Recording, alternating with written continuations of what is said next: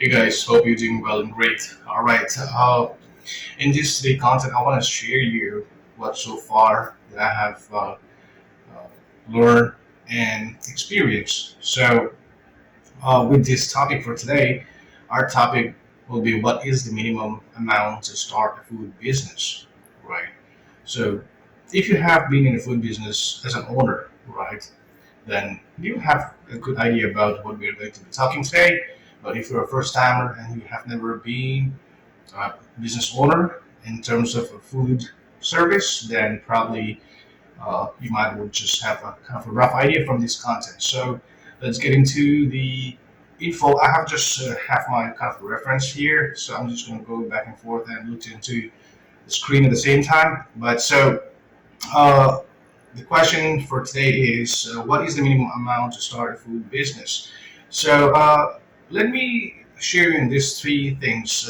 There, I would say let's categorize in three segments, right? The one is the high segment, the other one will be the mid segment, the the last one would be low segment. So the high segment would be something franchise models, let's say McDonald's, Chick-Fil-A, or Longhorn, and all those things, right? Where you would need at least seven figures of investment capitals to get into the business. And the second one would be branded, but then it's not going to be that much, but it still stays somewhere in the six figure. So that will be something uh, related with Little Caesar, the pizzas, or Subways, or you say Firehouse subs, all these things. These guys will stand somewhere in the six figure. So it depends. I'm not sure, but based on my experience with all these models, that's where you will land to six figure. Because here's the last one that we are going to be talking about today is the low segment entry. So which is going to be a franchisee business model at the same time that you guys have seen those in the grocery store, like the Target or uh, any other grocery store. It may probably be Walmart. So if you're in the West Coast, maybe you'd have seen Vaughn or Safeway, and if you're in the South Side to Southeast, then probably you'd have seen Kroger's or Publix. There you see an Asian bar, like fresh made, prepared, and they just have a hot, uh, ready to go food. Uh, that could be fried rice, noodles, poke bar, sushi bar. So these categories, when it's served under the grocery stuff for a grocery store, the investment is almost six figure. But here's what I'm gonna run with you guys, see where this number stands, so that you will know that what is the minimum amount that you need to have to start a food business. Uh, so as we are going to be more focusing on today, just to give you a brief idea on how the low segment entry works, uh, let's calculate now what is the kind of a budget that you need to have. So when you say low investment, well, actually there is no low investment at all in the food industry because there's a lot of things that you need to add, build, and all those stuff add on all the time. And a thousand become 10, 10 become 100. That goes on. But then, based on my experience, as I've been in this industry for almost a decade, so I can't share you before you try to have a kind of a rough figure, or if you before you try to spend your money to get a consultation, because most consultations guys will have the idea about based on the clients, but I'm still there. I'm in a business, right? And I've been doing this for a decade, so that I just want to give you guys for free. But this number is a fact, right? So now let's say you're going to go with a low segment entry, and that is going to be a franchise model. So the advantage of franchise is that you would be given a recipe books, and there's going to be a standard operation manual which will be given to you. And so whatever the company has provided to you, you just have to go with those products. You cannot create your own kind of flavor, taste, whatever brand stuff. So your independence is gone, but you are still an independent contractor for the franchise company. And if you're in the US, I'm not sure about in Canada, but that's how it works here. So let's note and figure out with these points, right? So the first thing that you have to consider is the franchisee fees. So most company would go based on whatever the estimations or the operation cost for the startup business. So let's say there are some companies that start with 5,000 for your franchisee fees, and it goes up to 35,000 just for a franchisee fee, right? And then you have to add inventory, the first month inventory, which will range about close to 25,000, and it can go up to like a 35 to 50,000. So I'm just going to take a 25,000, so you know it. What could possibly be the first inventory cost that will be deducted from your account, which your franchisor will deduct from your account, and then you need to go through the product training. So that means probably most of the time it doesn't happen. So if not, then you have to go for a training. So there's going to be a training cost. So on average, they charge you about 2,500. So now we have the franchisee fee, which is I'm going to take 35,000 as the max. I believe there's going to be more, but then on average will be 35,000. And so if you have to go with your inventory, it's going to be 25,000. And then you have to go for this training things for about 5 to 7 days. Usually it is about 10 to 15 days. In some companies that I have seen that it goes for training for 6 months. Come on. Well, yeah, they want you to be, well equipped with your experience, knowledge, and about the business itself. So there's a reason why they take so long for you to train. But then let's say at least they give you 10 days of training on on this business model. So what happened here is that you will be trained, but then at the sites where you're going to be trained, because they're not going to train your store. You haven't got a store yet, so you have to go to the headquarters or one of the places where they will call you to for a training. So what you're going to do at the training place is that you have to spend for your because that's out of your town, right? So you need to rent a car, you need to stay in a hotel, you need to feed yourself, and then you have to back and forth, round trip flight tickets, and all those things there. And in between, you might just want to take Uber and all those stuff. So let's say that 10-day cost is because you're going to be staying. It depends on, let's say, if your headquarters is in New York, Seattle, or LA, or let's say all those kind of major cities, then hotels expenses are very crazy out there. You know it. So that would be, let's say, if you have to go for 10 days training, your trip, the day of arrival and the departure, the day of your starting and the end. So 12 days. Probably just want to keep aside like a $10,000.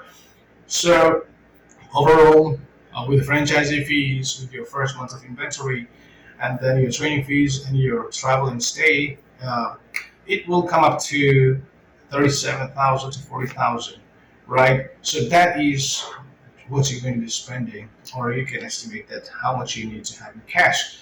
Now, the other thing is that, see, you want to come back to your place, to your home, where you are about to start that business.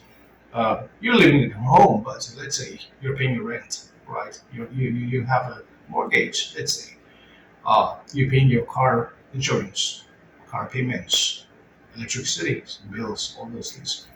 So, and you have to feed yourself. Let's say if you have a family, then you have more expenses, and you're the person who's the only person earning, let's say for now.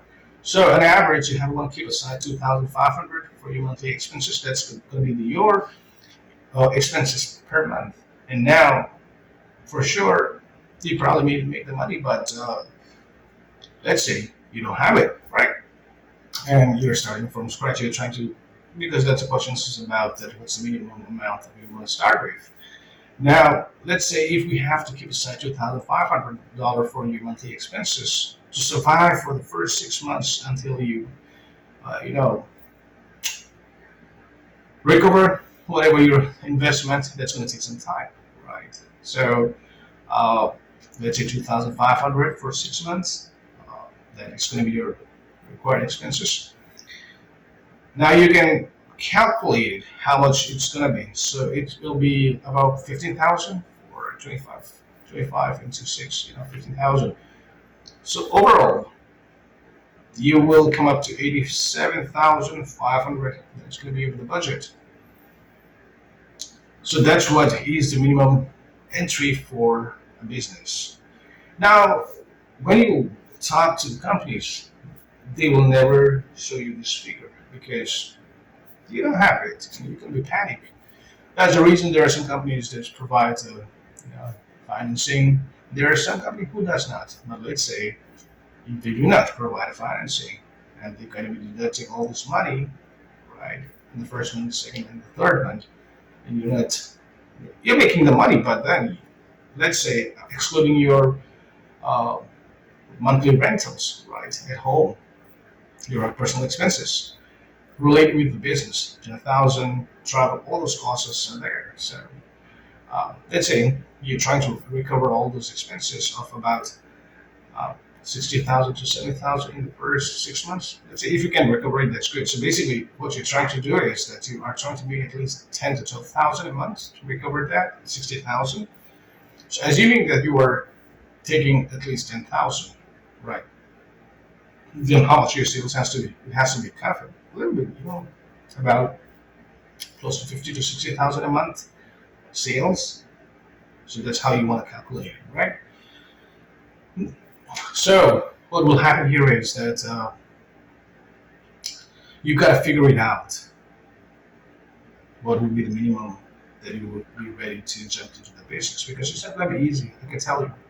The best friends of yours, they might just run away because they just need freeloaders. Come on, man. There are some people, there are some friends, they're like that. When you don't have anything, or when you are in that level, they probably because they're broke too. But now you want to just upgrade yourself. At that point of time, they will run away. You will not see your friends visiting at all. That's for sure. That's the way it is. This is not my first time. I opened many, I don't know, maybe 60s, 70s, maybe 100. I've seen it. So yeah, guys. At the end, what's the minimum amounts that you want to start or required for a small business or food business? It's going to be around about no less than 85 to $100,000. That's something that you want to keep on the side. But on the other side, I understand these things. There's a reasons I will not come up. I'm not selling here, but I just want to give you kind of a heads up on what I do as well. I know what is the kind of overhead for somebody who wants to start their food business at the same time they don't have a sufficient amount of money to get into the business, right? So for that reason, I've started this business. It's called Yo Grub. So it's a one kitchen, but it's going to be shared, and it's a franchise model. So in that, within the franchise model, I'm not going to be telling you what you have to make it. The franchise is just the contract that you're going to be uh, working in that particular store, particular location. But your product is going to be yours. I'm not going to teach you how to do that, but you have to come up with your own product, and we are going to create a standard operation manual and a recipe book for your product, and that is for free. The only thing that we charge is the franchise fee at the same time, and it's going to be 10,000. So remember it. You can compare it. I understand. I'm not trying to brag about what business we do and not, but if you're asking me what is the minimum entry for income in general, it's about like 80 to 60,000, or it can go up to like 100,000. It's up to you what business you want to get into. But in Yo Grub, we ask like 10,000. The rest you don't have to worry about it because you don't have any overhead, which means that you don't pay the bills. We pay the bills, we pay the rent, we pay all the equipment, maintenance, everything. And you just have to create your own license for the business so that we can sign a contract on the agreement. At the same time, you just have to pay for your insurance business, and which is going to be like about $9,800 or 150 to max, maybe to max. And then you just have to worry about your inventory, your supplies. That's it. We want to make it simple. So if you have about like 15,000, just get in. You want to sign up with us? Get in, right? Because I know it. I've been through, and there's a lot of people who ask me the same questions. Is there any other options?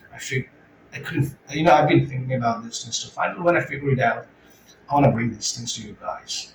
So, if it's helpful for you, welcome to your family. If it's not, then you just get to know what is the minimum amount that you need to have to start small uh, food business. All right, then, guys, take it easy. If you have any questions, please feel free to ask. And at the same time, I'll appreciate if you can subscribe to the channel to gain more info about food business and the industry itself. And also, if you have questions that you want to ask about Yo Grub or any in general, feel free. Do not hesitate to comment. Your question is always important for me to answer because I'm not perfect, but from you I learn more. All right, then, guys. Cheers. Take it easy.